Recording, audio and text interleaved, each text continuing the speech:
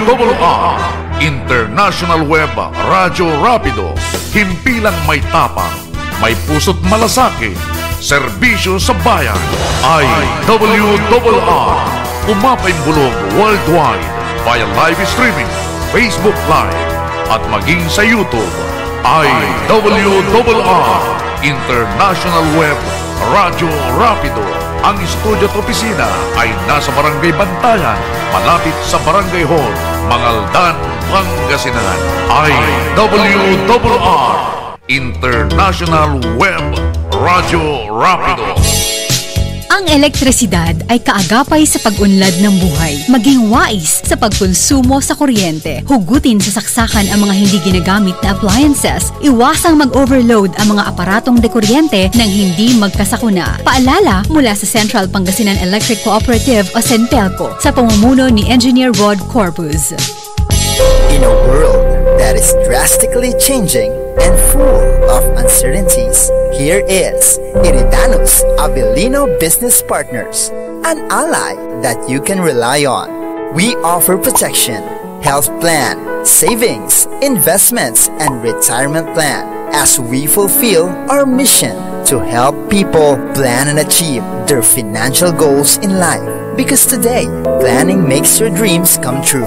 For inquiries, you may contact us at 0950-50-21812 or at 075-202-5307. Iridanos Avellino Business Partners. Insular Life in Life. Iridanos Avellino Business Partners, a legitimate partner of Insular Life, the first and largest Filipino life insurance company here in the Philippines since 1910. Iridanos Avellino Business Partners with the GA President Ricky Avellino, an ally you can trust.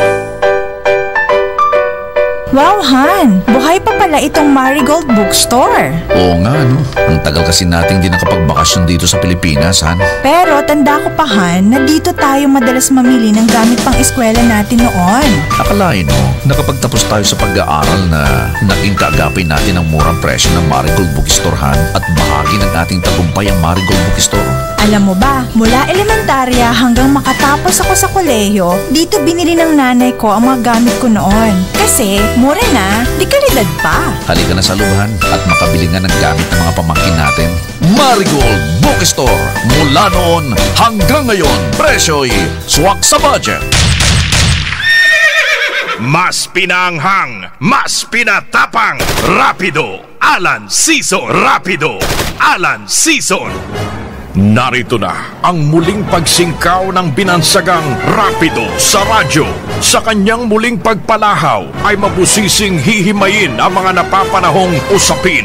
Makikipagpanayam sa mga taong nasa likod at harap ng mga balita. Mas pinalawak, mas pinatindi, mas pinaanghang, mas pinatapang, mas mabalasik, ngunit balansyadong pagsuri ang inyong maririnig.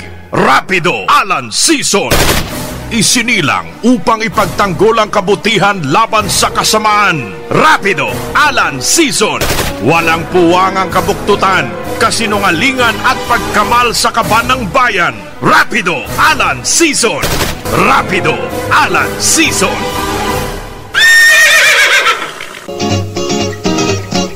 Itanlara!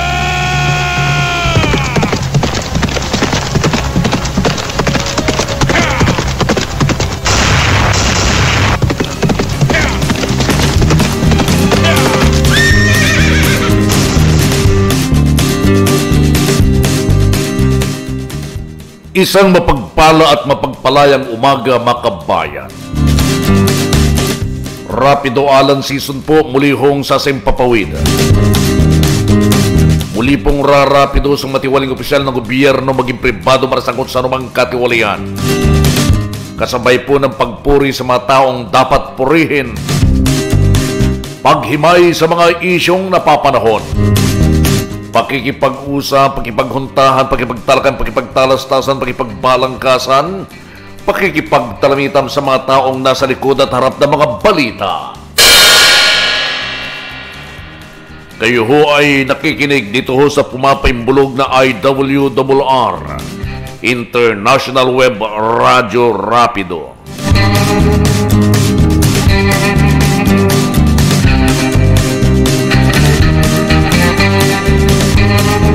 Kumusta ho kayo mga kabayan? Ang bilis ho ng panahon, ano ho? Akalain ho ninyo. Petsa 8 na naman ho sa buwan ho ng Agosto, mga kabayan. Next month, makakarinig na naman ho tayo ng mga pamaskong awitin. Makakakita na naman ho kayo ng mga kumikislap na ilaw sa bawat kabahayan, mga kabayan. Kumusta ho ang ating bansa?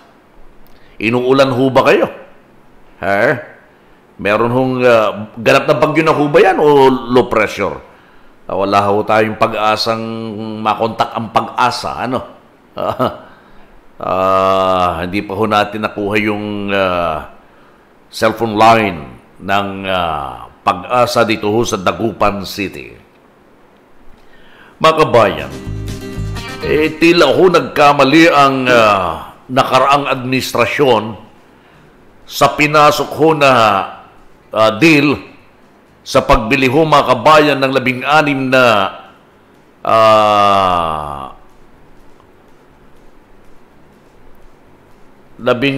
na MI helicopters. Alam mo ninyo, 17 helicopters sa Russia. Binili ho yan noong Enero sa buwang kasalukuyan.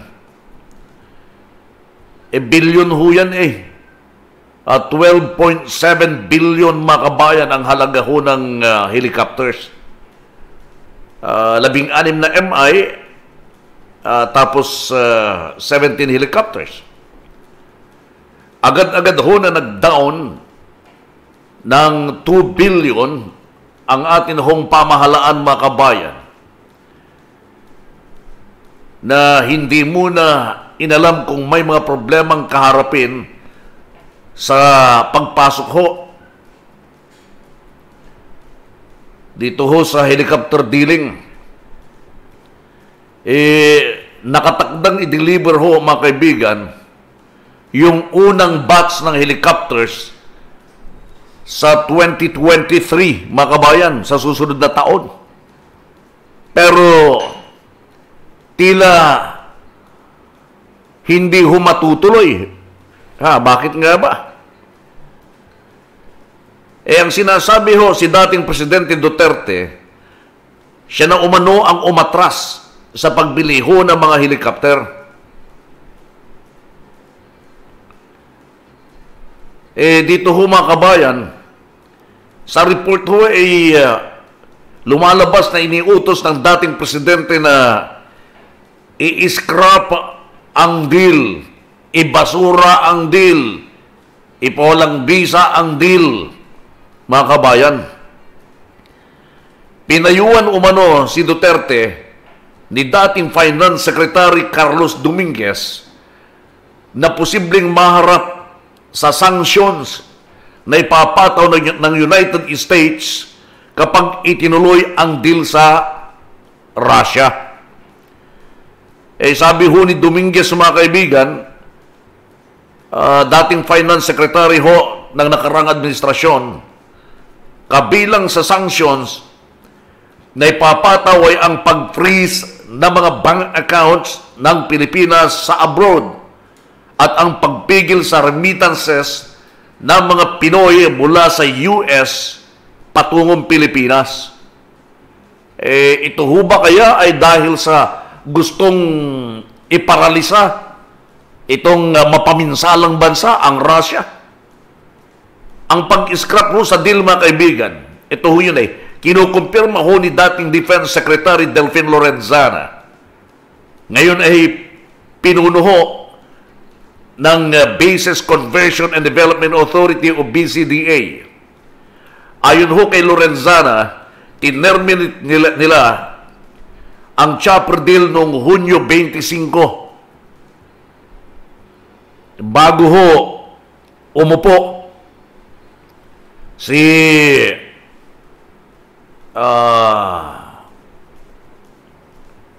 Marcos, Tama, kasi June pa eh. 5 araw ho bago bumaba sa pwesto si dating Presidente Duterte. Isa si Lorenzana Macabayan dun sa signatory ng kontrata. Ang nakadidismayang sinabi ho ni Lorenzana ay hindi niya alam kung mababawi pa ang Pilipinas ang paunang bayad na 2 billion pesos sa Russia. Laking pera ho niyan. 2 billion. Natural kung ikaw ay nakapirma na ng kontrata, forfeited na yan. Forfeited na yung paunang bayad. Kahit ikaw ba naman kung nakapirma ka na ng kontrata, tapos hindi mo itutuloy, merong breach of contract, ipo-forfeit ko yung paunang bayad. Lalo na kung nagastos ko na. Ano ibabalik ko sa iyo? Ikaw naman ang umatras. So, sagana nga, kaya sinasabi ko, ay katangahan ho yun. Dapat nun pa man, inaral na. Kung minsan kasi, palibhasa, kung pera na pinag-uusapan, akala ho natin, nandyan na ho yan. At po pwede nang ituloy nang tayo ho makapagkamal ng salapi. Kayo ho naniniwala na diretso ho, malinis ho, yung nakarang administrasyon. Imposible. Kadami hong kabalbalan So yung 2 billion mga kaibigan, pagkain na ho ng mahihirap ho yan, marami na ho matutulungan. Yung 2 billion na paunang bayad na nagkaroon ho ng breach of contract, hindi pagpapatuloy yung helicopter deal. Hindi na ho, hindi na ko aasa ho dyan na ibabalik pa ho ng Russia. Maliban kung ang relasyon ho ng Russia at ng Pilipinas ay okay. Ang kaso, tayo ho ay napapayungan ng Amerika. Ano ho? Ang ibig ko sabihin susunod-sunuran ho tayo Wala naman ho tayong sariling paninindigan para sabihin natin, huwag kang makialam, Amerika. Hindi. Gustong bigyan ng parusa ang Russia. Nitong pandaigdigang samahan ho, mga kabayan, ng mga bansa. Kailangan hong pagsikapan, gawan ng paraan ho ng ating pamahalaan. Nabawiin ho ang ibinayad na bilyones, 2 bilyon ho yan sa Russia. Yun lang ho. Hindi ho tayo makakaasa na 100% ay may ibabalik. Pwede siguro. Sasabihin, sige, naawa naman ako sa inyo, 1 billion. Yung 1 billion, hindi. Anong gusto nyo? Pilitin nyo akong bawiin ng 2 billion ninyo o gera na lang tayo. Kapag ganun ho, binitawan ng mga kaibigan ni Putin o ng Russia, mga kaibigan, that will happen, mga kaibigan. That will happen. Madali sila magdesisyon Magkakagera ho. Lalo na kung sabihin sa atin, bakla kayo makipag-transact. Ngayon kayo maglalabas ng mga problema, tapos na tayo nagkapirmahan. Sa dami ho ng mga advisors ng dating Pangulo, mga kaibigan. Ngayon ho, masasabi na meron palang kaharapin problema. Puro bugok.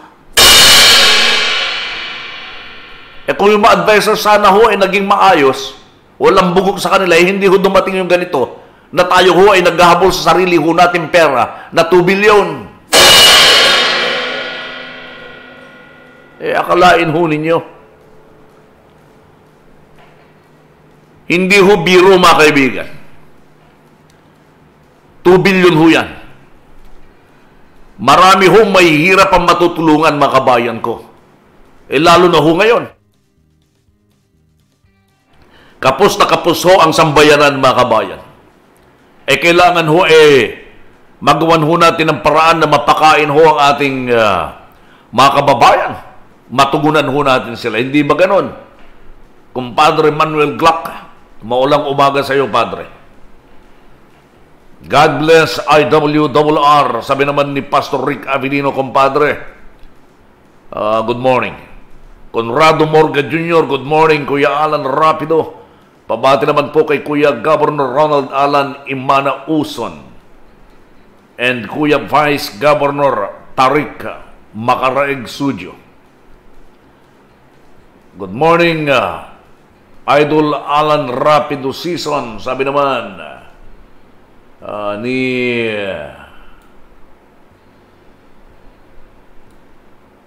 hindi ko makita. Saan ba ako ayaw bumaba. Yun.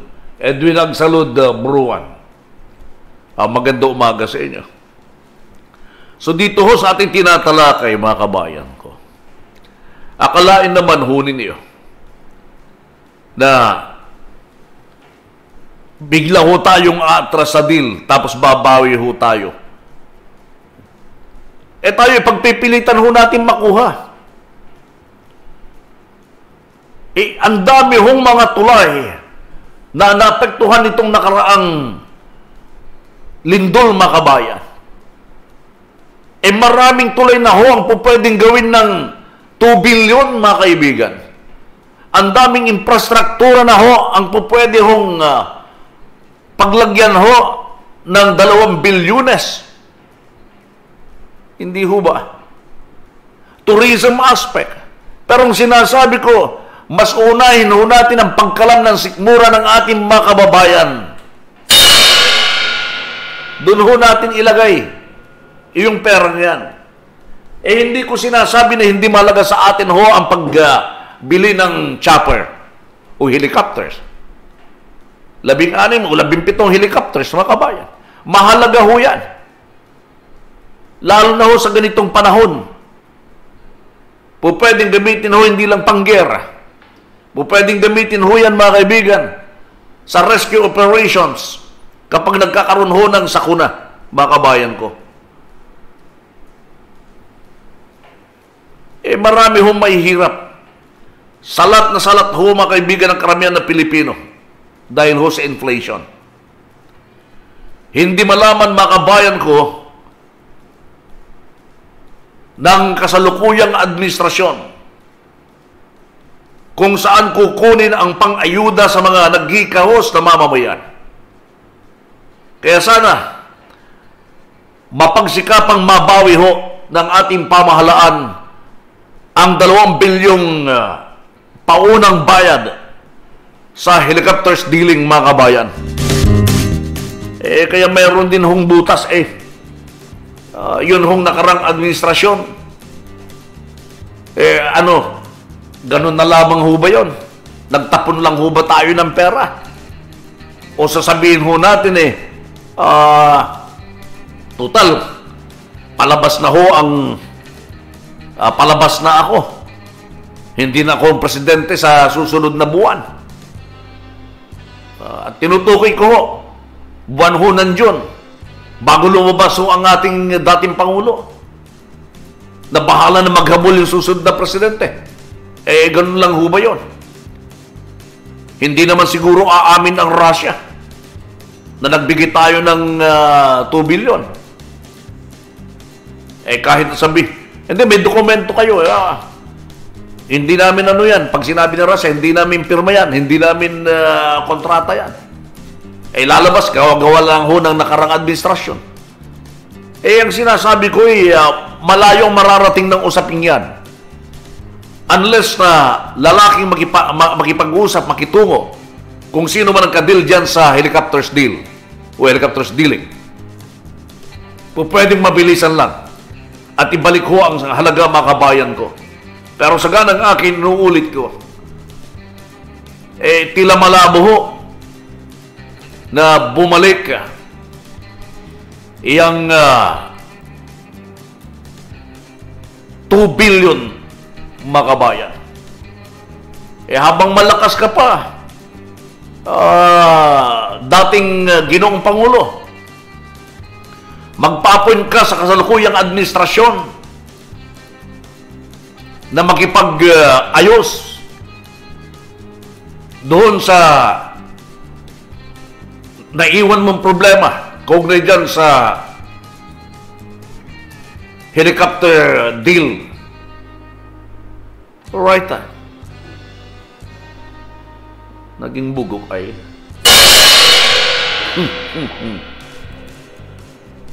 Mas pinaanghang, mas pinatapang, rapido, Alan Season. In a world that is drastically changing and full of uncertainties, here is Iridanos Avellino Business Partners, an ally that you can rely on. We offer protection, health plan, savings, investments, and retirement plan as we fulfill our mission to help people plan and achieve their financial goals in life. Because today, planning makes your dreams come true.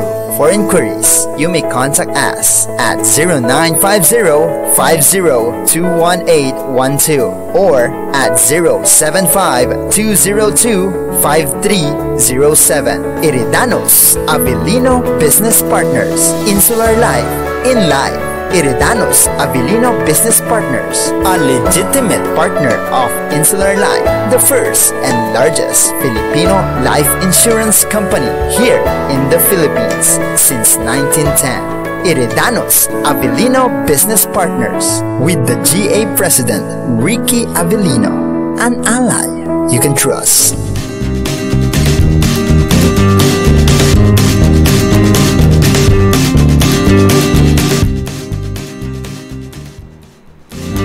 Kung naiso ninyo na makabili ng brand new CCTV, laptop, computers, pwede po kayong magsadya sa Dagupan Tipid Computer Center. Kung yung mga aparato ho ninyo ay sira-sira na rin ho, pakumpuni ho ninyo sa Dagupan Tipid Computer Center. Nandyan lang ho yan sa harapan ng SM Dagupan sa MH Del Pilar Street, Dagupan City.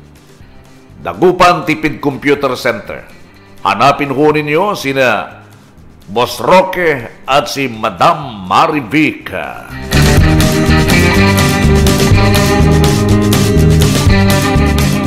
Marigold Bookstore. Mga bata, baka hindi pa ninyo alam na ang Marigold Bookstore ay may sports supplies na rin. Yayahin mo na sina Itay at Inay para dito na bumili ng gamit sa paborito mong mga laro. Bukod kasi sa mga libro, papel, lapis, ballpen, kartulina, at iba pang gamit pang eskwela at pang opisina, ay makakabili ka na rin sa Marigold Bookstore ng iba't ibang klase ng pang sports tulad ng basketball, volleyball, baseball, ping-pong set, chessboard, boxing gloves, taekwondo gear, at iba pa. May mga modernong trophies din para sa iba't ibang paligsahan. Kaya tara na at i-enjoy ang murang presyo ng mga dekalidad na supplies mula sa Marigold Bookstore. Matatagpuan sa downtown Dagupan City. Halina kayo para masubukan ang tatak Marigold Bookstore. In a world that is drastically changing and full of uncertainties, here is Iridanos Avellino Business Partners, an ally that you can rely on.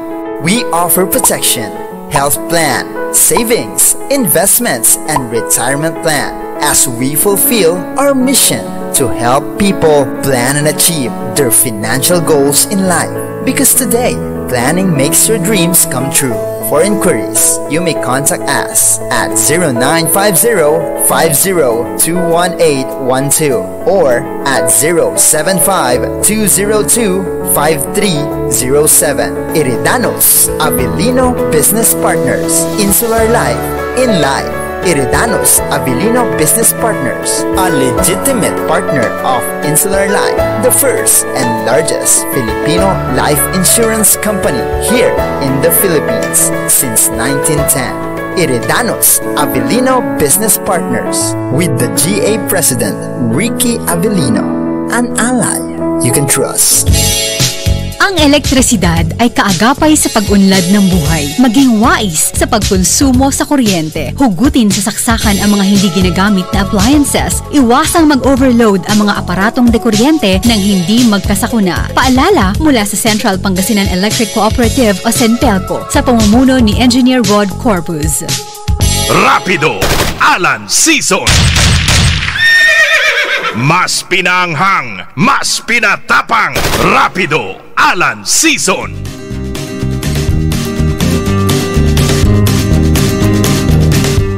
Maganda umaga sa iyo, Gart Bo. George Villanueva.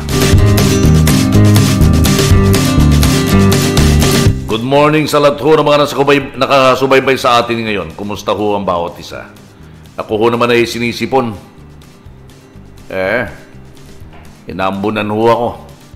Yung bang galing ka sa loob ng sasakyan, naka-aircon ka, tapos bababa ka, maarawang ka or maambunan ka. Eto, sinisipon ho ako. Alam mo ninyo, tiniyak ho ni President Bongbong Marcos na hindi na daw ho sasapang Pilipinas sa ICC, International Criminal Court. Hindi na daw ho tayo sasali. Ibig sabihin ho kapag hindi na ho sasali, wala na hong pakialam sa mga kaso, na po pwedeng masalang sana sa International Criminal Court. Katulad ho ng malawakang pagkakapaslang dun sa mga tinaguriang drug personalities. Kung sino ho nagpapaslang, yan ho ay hindi na masasakop. Pero sa pananaw ho ng iba, miyembro pa ho tayo ng ICC that time. Inaamin naman ho ng dating Pangulo na siya ho yung nagpapaslang. Hindi ho ba? Sinasabi niya mismo, papatayin ko kayo. Sabi ho niya, patayin niyo yan. Sabi niya, sinasabi ho niya sa mga polis, hindi ho ba ganon? Ang sinasabi ho ng ICC, yung paglilitis na gagawin ho ay yun ho yung panahong sakop pa tayo ng ICC, International Criminal Court. So, iimbestigahan daw, kakasuhan daw ho ang dating Pangulo, mga kabayan, Pangulong Duterte. Ngayon ho, sinabi naman ho ng Department of Justice na handa ho nitong ibigay ang mga datos ho tungkol ho doon sa drug war ng ating dating Pangulong Presidente, mga kabayan ko. Ayaw daw hong manghimasok ng bansa na mga banyag ho sa mga problemang panloob ng Pilipinas. Meron daw ho tayong sariling judicial system. Totoo naman ho yun. Ngunit sa tingin ho ba ninyo, mga kabayan, tila ang nais mangyari ng kasalukuyang administrasyon ay i-condone, mga kaibigan, kung ano man ho yung naging kasalanan o pagkukulang ho ng ating dating administrasyon, ang ating Pangulong Duterte, mga kabayan. Hindi man diretsang sinasabi ho, pero ganun ho yung mensahe, mga kaibigan, sa ganang akin, na parang isasalba ho, mga kabayan ko. Kaya ang gusto ho ay umalis na, huwag mo nang litisin kung ano man naging problema namin. Noon man o ngayon, parang ganon. Wala na kayong pakialam. Wala na kayong pakialam. We are getting out. Hindi na kami kasali sa ICC. Tingnan ho ninyo, mga kaibigan. Sa tingin ko ho, marami hong mag-aaklas tungkol ho sa mga ganyan. Lalo na ho, mga kaibigan, yun hong mga magulang na naghahanap ng hustisya sa pagkawala, pagkamatay ng kanilang membro ng pamilya because of drug war, mga kabayan. Alam ho ninyo, marami pa rin hong tagasunod si Duterte, mga kaibigan, na kahit na ho yung mga palpak niyang desisyon niluluhuran ho yan at sinasamba, mga kabayan ko. Palibhasa ho, ang naisusigin ho ng ICC, ito naman ang totoo, ay ang pagkakapatay sa mga mahihirap, napakaraming mahihirap na kabataang mga pushers. Na-invest ho na yung mga bilyonaryo, na mga investors, drug traffickers, producers ng shabu o droga, mga kabayan, ang siyang pinagpapaslang. Hindi ho. Buhay ho yung mga drug lords. Buhay ho, mga kaibigan. Buhay na buhay yung mga drug traffickers.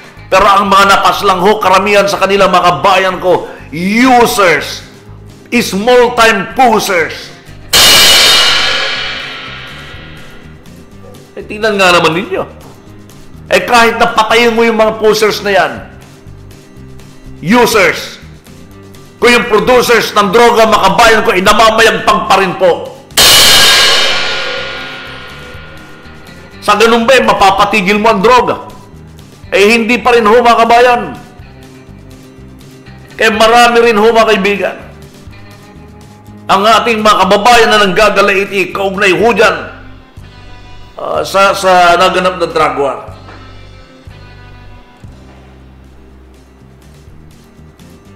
Alam mo ninyo, wala naman hong ni isa sa atin ho, wala hong makakahadlang sa pasyaho ng ating Pangulo. Wala naman makakakontra ng ganun-ganun laang. Ordinaryong mamamayan. Sa isang katulad ko, na mikropono lang ho ang ating gamit, mga kaibigan, hindi ho natin makokontra. Isinisiwalat lang ho natin, pero hindi sapat ito para makontra ho natin, mga kaibigan, ang pasyaho ng ating Pangulo at ng iba pang mga opisyal ho ng gobyerno, mga kabayan. Maliban na lang kung tayo ho ay magkakaisa para paglabanan ho ang mali ho na mga desisyon. Sabi ko nga ho, mga kaibigan, parang lumilitaw ho protector ho ni Duterte, mga kabayan ko, si Marcos. Sapagkat ganoon din naman ho lumabas noon. Naging protector din naman si Duterte sa mga Marcos, mga kaibigan. Lalo na ho kung ang usapin ho noon ay ang pagpapalibing ho sa libingan ng mga bayani, ang dating yumaong Ferdinand Edralin Marcos. Dating presidente. Ako, dyan huy, marami hong tumanggi. Pero sa ganang akin, presidente pa rin ho yan, naging presidente, dapat lang naman malibing ho doon sa libingan ng mga bayani. Ako'y hindi kontra ho doon. Pero sa dami ho naman kumontra, mga kaibigan, naging protector ng mga Marcoses, mga kaibigan, ang ating dating Pangulong Duterte. So parang lumalabas ho ngayon, mga kaibigan, tumatanaw ho si Marcos ng utang na loob sa suporta ng dating Pangulo, mga kaibigan.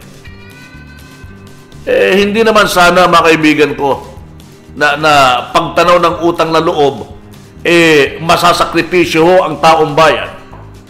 Mababaliwala ang mga bagay na dapat ho ay kaharapin ng dating Pangulo. No one is indispensable. Lahat ho tayo, mga kaibigan,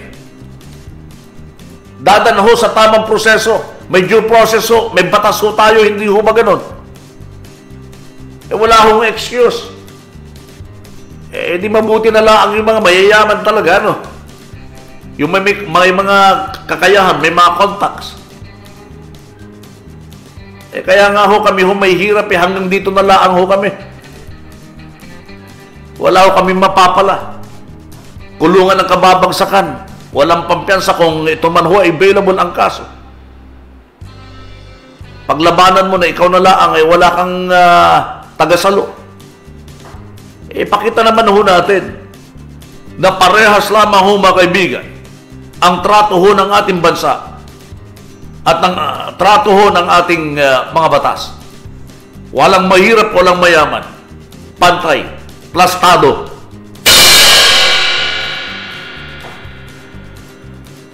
Magandang umaga sa iyo, George Villanueva. Ilugay Yupay Kapitan Tano. Tasing girlay birthday da no August 12. Un laki dyan. Nueva. 10 a.m. Punto. Pibaga man si kumparek Kapitan Tano Milesio. Happy birthday, Kapitan. Ay paringal mo si Katusire, pabantay mo. Compadre Capitano Milesio. Happy birthday, pare. I am praying na ikaw ay mabigyan pa ng mas malawig pa na pamamalagi sa mundong ito. Nang ikaw ay patuloy na makapagsilbi sa nakararami. Robin Hood to si Kapitano. Magaling ito na makisama. Muli, happy birthday, Compadre Kapitano. Happy birthday.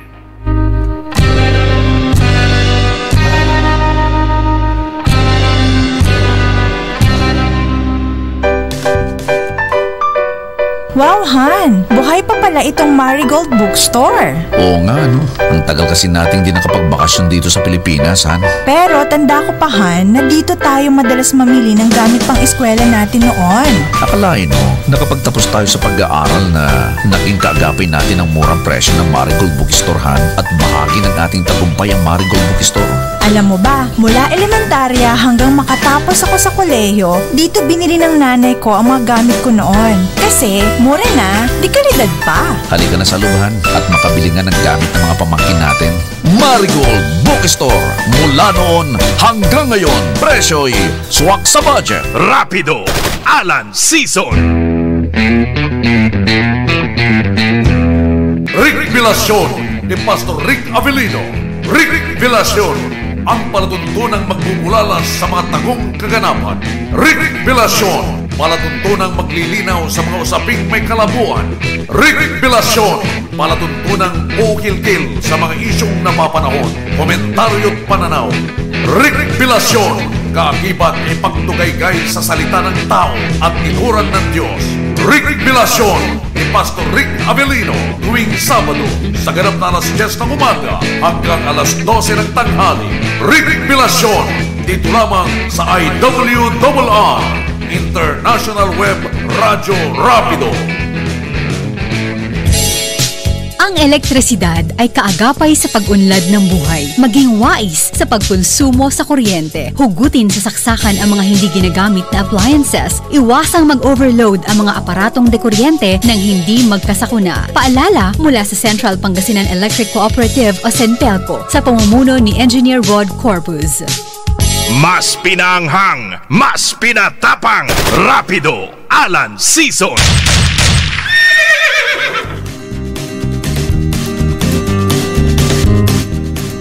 Labindalawang minuto na lamang humakabayan bago mag-alas 9.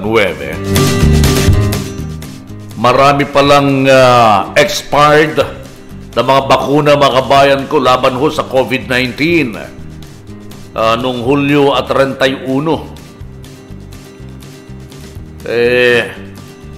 Ayon ho sa ulat, mga kabayan, ay mahigit 1.5 milyong doses ng bakuna, mga kaibigan, na ang Moderna at AstraZeneca. Ang dami ho niyan na sinasabi ho na expired, mga kaibigan. Alam ho ba ninyo kung magkano halaga ng bakuna na na-expired? 5.1. Ano sa tingin nyo? Is it million o billion? 5.1 billion pesos, makabayan.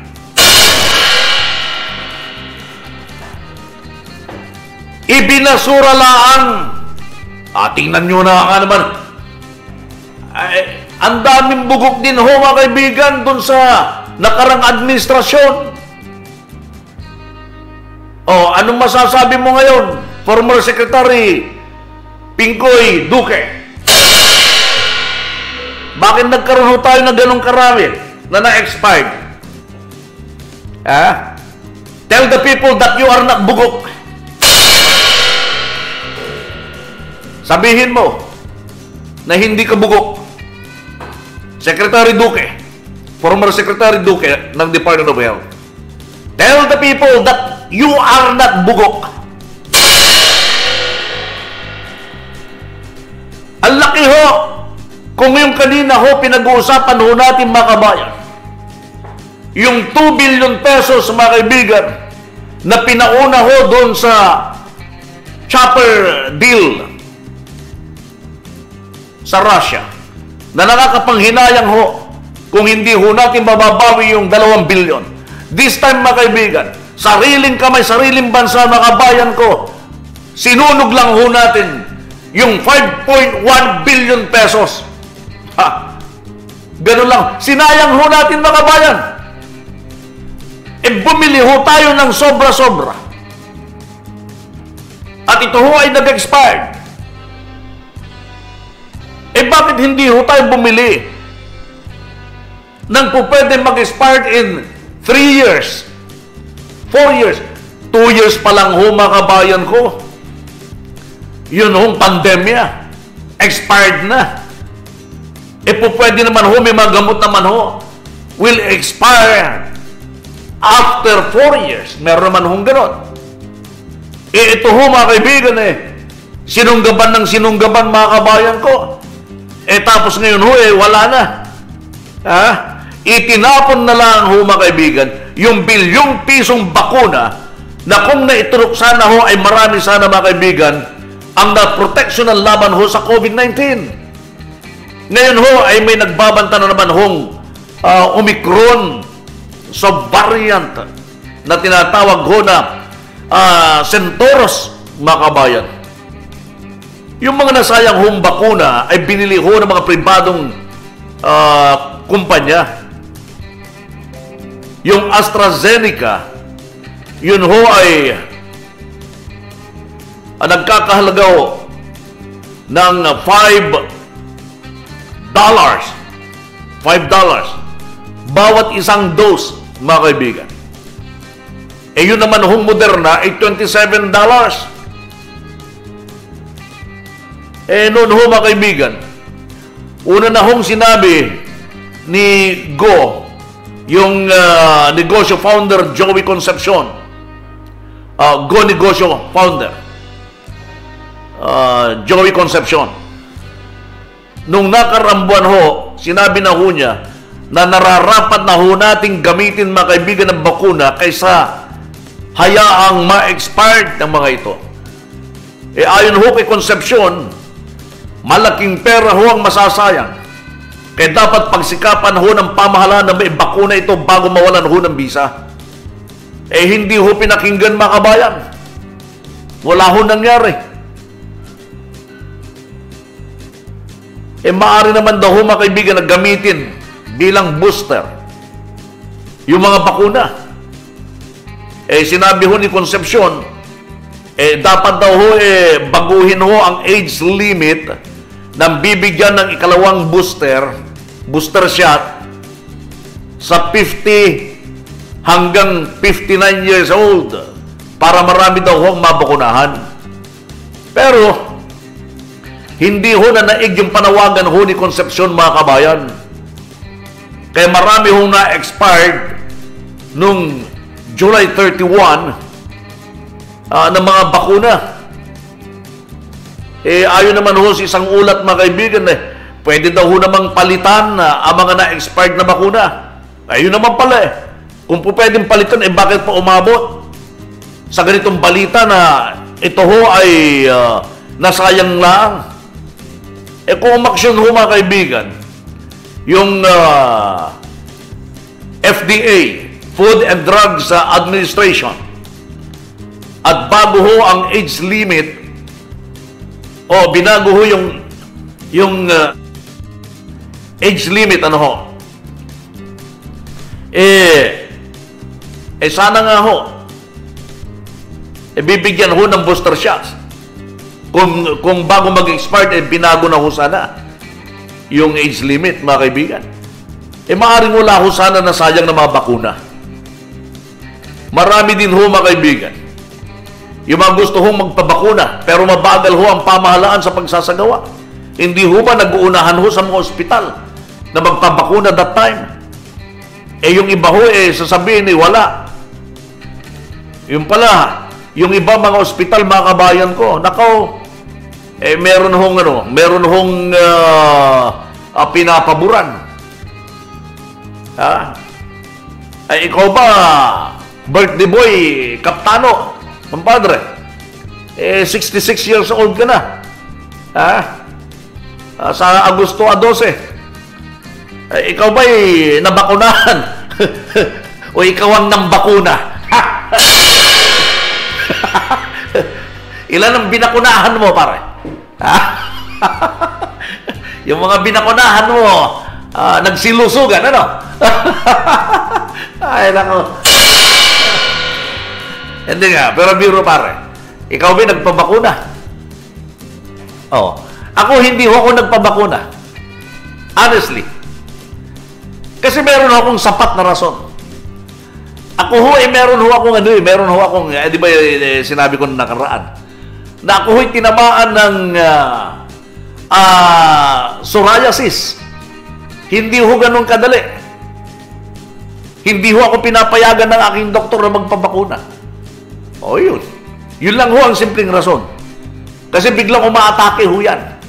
Malinis man ho ako ngayon, biglang umaatake, biglang magkakaroon ng pantal-pantal. Yun. So, hindi ako po pwede.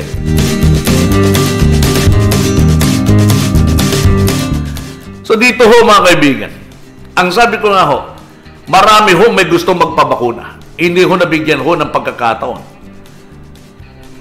Aking natatandaan, kamakailan ho, mga kaibigan, sinabi nitong si officer in charge ng Department of Health, Maria Rosario Vergeri, na target ho nilang mabakunahan ang 23 million na Pilipino na hindi pa nagpabakuna bago ang 100 days ng atin hong Pangulong Bongbong Marcos. First booster shots daw ho ang kanilang pagkakaloob sa mamamayan. Paano po ito, mga kabayan ko? Paano ito may sasakatuparan ngayon?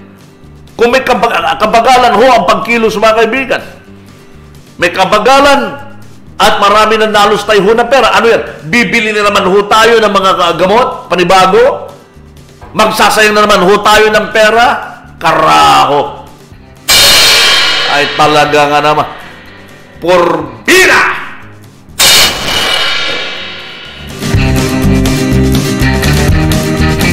Talaga ho, mapapapunyeta ka. Kaptano, mapapapunyeta ka dahil sa kagaguhan ng marami hong opisyal ho natin sa pamahalaan.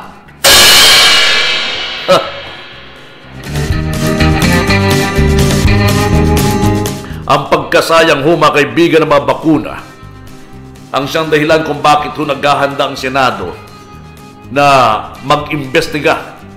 Ito ay ayon doon kay Senador Risa Hontiveros, mga kaibigan. Sinasabi ho niya, hindi nila papayagan na hindi malaman ang katotohanan sa pagkasayang ho ng mga bakuna nung umabot ho sa 5.1 billion pesos. That's good! Maimbestigahan. Tila laging absuelto ho si dating Secretary Pinkoy Duque ng DOH.